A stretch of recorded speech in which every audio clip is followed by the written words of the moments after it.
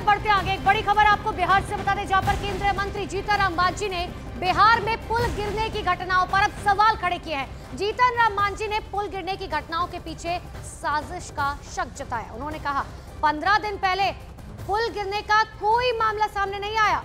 उन्होंने जानबूझकर सरकार को बदनाम करने की साजिश रचे जाने का भी आरोप लगाया।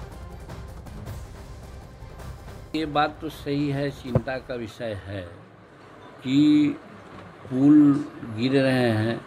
काहे पुल गिरे हैं, तो ऐसा तो लगता है कि साहब उसमें खराब मटेरियल लगा होगा, लेकिन आज से 15 दिन पहले या 1 महीना पहले पुल क्यों नहीं गिर रहा था, या अभी क्यों गिर रहा है? इसमें कहीं न कहीं हमको लग रहा है कि कोई साजिश तो नहीं है कि जानबूझ करके लोग सरकार को बदनाम करने के लिए इस तरह की बात करते हैं। अब 2 महीना पहले ऐसा पुल गिरने का लगातार आपने उदाहरण देखा था। एक आध पुल कभी गिरा था, उस पर कार्रवाई हो रही थी, लेकिन लगातार पुल गिर रहा है। इसका मतलब हमको लगता है कि जानबूझ करके कहीं न कहीं कोई सरकार को बदनाम करने के लिए ऐसा लोग कर रहे हैं। तो बिहार में पुल गिरने के मुद्दे पर सियासत बहुत ज्यादा गर्म हो चुकी है। आरजेडी ने सरकार पर भ्रष्टाचार का आरोप लगाया, तो वहीं बीजेपी ने बिहार को बदनाम करने की साजिश का आरोप लगा दिया। इस तरह से हर 1-2 दिनों में पुल गिरने का सिलसिला जारी है। अब तो लोगों को किसी पुल पर सफर करने में डर लग रहा है कि कब कौन सा पुल गिर जाए, कोई नहीं जानता है। आदरणीय जीतन बाबू मांझी जी कह रहे हैं सरकार को बदनाम करने की साजिश हो रही है। तो कौन बदनाम कर रहा है? जो भ्रष्टाचार के पिलर पर पुल बना है, जो डबल इंजन की सरकार की देन है, तो दोषियों पर कार्रवाई कौन करेगा? तो सरकार में क्यों बने हैं, सरकार में क्यों बैठे हैं? इस तरह से गैर जिम्मेदाराना बयान नहीं देना चाहिए, दोषियों पर कार्रवाई करनी चाहिए।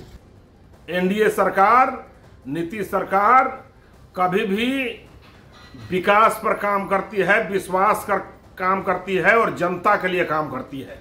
इसलिए आदरणीय लालू प्रसाद यादव जी, श्री तेजस्वी प्रसाद यादव जी, घबराइए नहीं। आपका तंत्र भी फेल होगा और आपके तांत्रिक भी फेल होंगे। पुल गिराने से पुल बनना नहीं रुकेगा।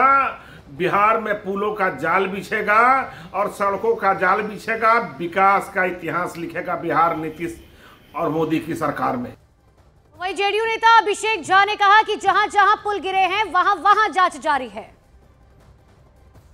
नीतीश कुमार जी ने जब से बिहार में सत्ता की बागडोर संभाली है, तब से आधारभूत संरचनाओं के निर्माण के क्षेत्र में अभूतपूर्व काम हुए हैं। बिहार का स्वरूप बदल सा गया है। इन बातों से हमारे विपक्ष के लोगों को अत्यंत जलन होती है।